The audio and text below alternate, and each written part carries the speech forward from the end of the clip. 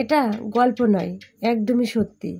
আজকে আমার বান্ধবীর বিয়ে, সে বাসর রাতে এক হাত দিয়ে তার বরকে উঁচু করে তুলে ফেলে দিয়েছিল। এটাই বাস্তব, এটাই ঘটেছিল, এটা একদমই সত্য কাহিনী, আমারই বান্ধবীর সঙ্গে ঘটেছিল। আজকে লাইলির বিয়ে, সে তো মহা খুশি। আমি তখন ছোট ছিলাম, আমার বয়স কত হবে, এই তো 12 বছর। আর লালির বয়স ছিল মাত্র 13 বছর। তার বিয়ে, সে তো অনেক খুশি খুশি খুশি, সে আমাদের সাথে ঘুরতে আসছিল। তার গায়ে হলুদ, আমরা অনেক আনন্দ করতেছিলাম। আমরাও শাড়ি পরেছিলাম, ছোট ছিলাম তারপরেও শাড়ি পরেছিলাম, হলুদ তার গায়ে হলুদ লাগিয়ে দিয়েছিলাম, অনেক সুন্দর করে সাজিয়ে দিয়েছিলাম লাইলিকে। তারপর আসলো সেই বিয়ের দিন, ওকে অনেক সুন্দর করে সাজাচ্ছিলাম আমরা। তখন কিন্তু পার্লারে সাজা ছিল না, বাড়িতে বাড়িতেই সাজানো হতো আর কি। তখন লাইলি হঠাৎ যখন ওর বিয়ের গাড়িটা এসে থামলো, বড় বড় দুটো চোখ করে আমাদের দিকে অদ্ভুত নয়নে তাকালো। তখন ছোট মানুষ ছিলাম, কিছুই বুঝতে পারিনি। ওর দাদি বলতেছিল, লাইলি তুমি এভাবে তাকাচ্ছ কেন? বাস, এই পর্যন্তই। লাইলার একটা কথা বলেনি, চুপচাপ বিয়ে করে নিয়েছিল। আর বিয়ের বরের গাড়িতে লাইলি একা একাই যায় হুড়মুড় করে উঠেছিল, আর বরের পাশে চুপচাপ বসেছিল। তারপর গাড়ি থেকে নাকি খুব জোরের সাথে নেমেছিল, শুনলাম আর কি। তারপর বাসর রাত্রে করলো কি, সে তার বরকে এক হাত দিয়ে তুলে উঁচু করে ফেলে দিল।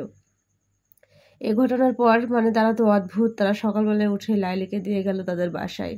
তোমাদের মেয়ের কি সমস্যা, এরকম করলো কেন, বুঝলাম না। তখন তার বাবা মা তো অনেক অস্থির যে কি হলো মেয়ের। আর লাইলি তখন কি করতেছিল, এক ঘড়া পানি সেটা দাঁত দিয়ে ধরে, মানে ঠোঁট দিয়ে দাঁত দিয়ে ধরে নিয়ে, মানে অনেক জোরে দৌড় দিতেছিল, চুলগুলোকে এলোমেলো করতেছিল, হাসতেছিল, কাঁদতেছিল, আর ওর বোরকে দেখলেই মারতে যাচ্ছে, মানে মারার চেষ্টা করতেছিল আর কি।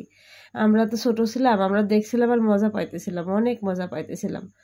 কি কারণে লাইলি এমন করতেছিল বুঝতে পারতেছিলাম না। তারপর মহা বড় এক কবিরাজ আনা হলো আর কি। তারপর সেই কবিরাজ বলতেছে, কেন এমন করতেছিস, বল তুই কোথা থেকে এসেছিস।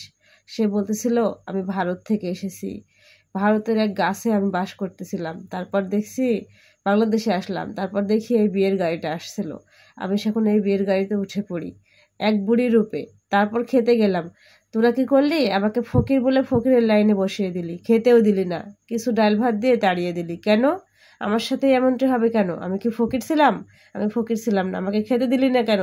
তাই তো তোর মেয়ের ঘাড়ে বসেছি, এখন তোর মেয়ের ঘাড় মটকাবো। এই কথা বলে লাইলিকে যে কি কষ্ট দিতেছিল, লাইলি অনেক কষ্ট পাইতেছিল। সে মানে খাবার খাইতেছিল না, সব সময় বড় বড় চোখ করে তাকাচ্ছিল, একবার কাঁদছিল, একবার হাসছিল, নিজের চুলগুলোকে ধরে ছিঁড়ে ফেলছিল। আর যদি ওর বর আসতেছিল তাহলে তো তাকে তেড়ে মারার চেষ্টা ভাবনা করছিল। বুঝতে পারছেন আপনারা, মাত্র 12 বছরের একটা মেয়ে এক হাত দিয়ে তার বরকে তুলে নিয়েছিল।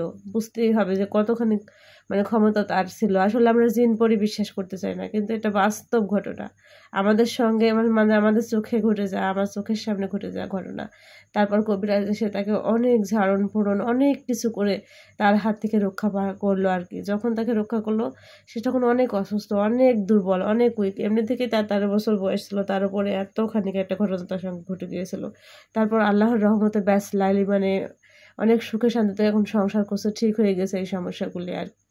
আসলে আমরা বিশ্বাস করতে চাই না, কিন্তু এটাই সত্য ঘটনা, এটাই একদম বাস্তব। আজকের ভিডিও পর্যন্ত, সবাই ভালো থাকবেন, আল্লাহ।